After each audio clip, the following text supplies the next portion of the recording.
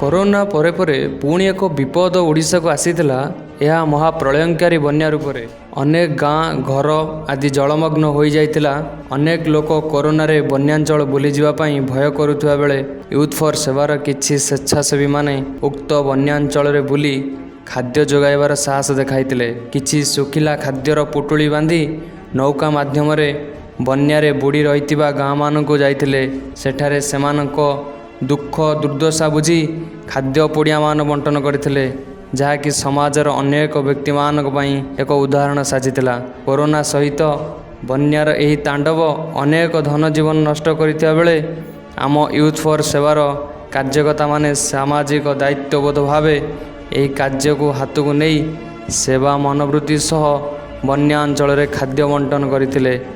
Youth for ସେବାରେ ଏହି କାର୍ଯ୍ୟକୁ ସମାଜର ଅନେକ ବୁଦ୍ଧିଜୀବୀ ମହଲରୁ ଅନେକ ଅଭିନନ୍ଦନର ସୁଅ ଛୁଟିଥିଲା।